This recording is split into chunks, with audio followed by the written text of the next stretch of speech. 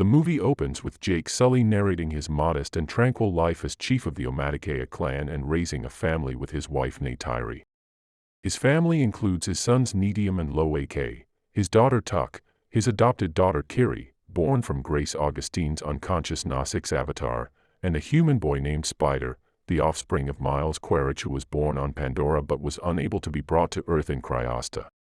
While Neytiri distrusts Spider because of his human heritage, Jake can embrace Spider as his adoptive son. However, despite Spider being a human, all the kids get along well with one another, even Kiri, who has a soft spot for him. Spider is more drawn to Na'Six culture and traditions than his human background.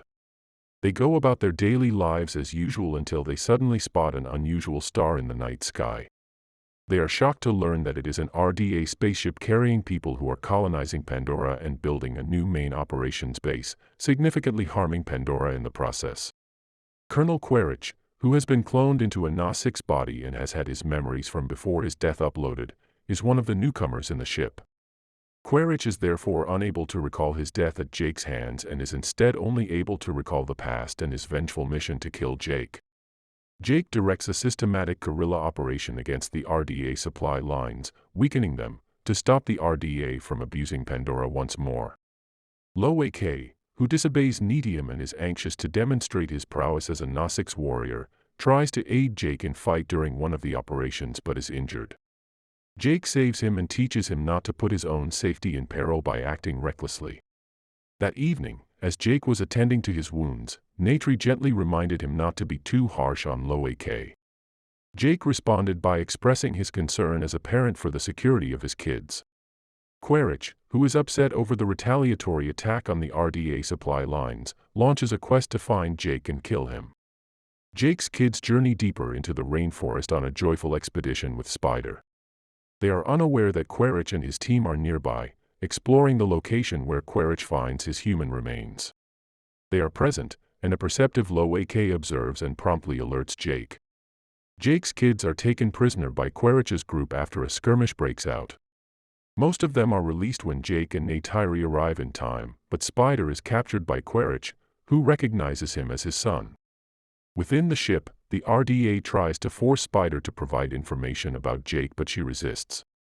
Quaritch shifts tactics and addresses Spider as his son while also providing more information about the Na'Six in exchange for Spider's freedom on his side. Spider educates Quaritch about Na'Six culture despite his reluctance and ignorance of his true purpose. Quaritch also had success training an Ikran flying monster to use as his vehicle.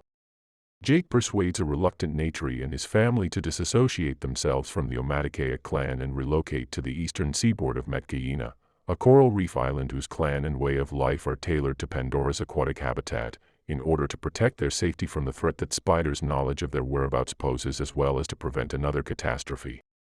Jake abdicates as chieftain to his successor and departs for Omaticaya with his family. When they arrive, they are welcomed by the clan chief Tonawari and his wife Ronald, who at first have their doubts about them. Jake, though, explains their predicament, and it is decided to let them stay and provide shelter. Jake and his family are mocked by certain tribesmen because of their genetic human heritage, but as they learn the traditions of the reef people, they gain the respect of the tribe. While Loak makes friends with Sully, the daughter of clan leader Tonawari and his wife Ronald, Kiri is enamored with the underwater life of Omaticaya and forms a spiritual relationship with the sea and its species. In the process of adjusting to their new surroundings, Loak fights with Sully's brother Ayanung after the latter makes a harsh remark about Kiri and him because of their mixed human ancestry. Jake corrects his son's behavior. Loak returns to apologize to Ayanung and his pals on Jake's persuasion.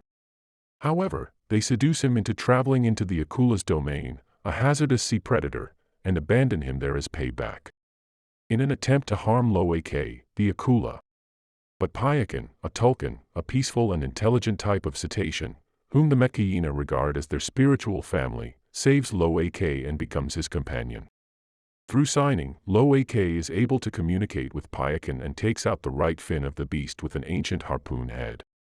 Following his return to Omaticaya, Chief Tonawari requests that Ayanung apologize to Loak for misleading him. However, Loak accepts responsibility for his actions, earning Ayanung's friendship. Additionally, he is informed that Payakan is an outcast within his race. While visiting a branch of the Tree of Souls to meet her mother, Kiri links with it but experiences a terrible seizure. Ronald heals her, but when Jake asks Norm Spellman and Max Patel for assistance, Quaritch is able to find them in the Reef People's home archipelago. He hijacks a whaling ship that is hunting Tulkuns in order to collect their brain enzymes for use in developing anti-aging treatments, bringing Spider along with him. Quaritch tells the whaling crew to wantonly kill the Tulkuns in order to bring Jake out before he begins mercilessly interrogating the local tribes about Jake's whereabouts.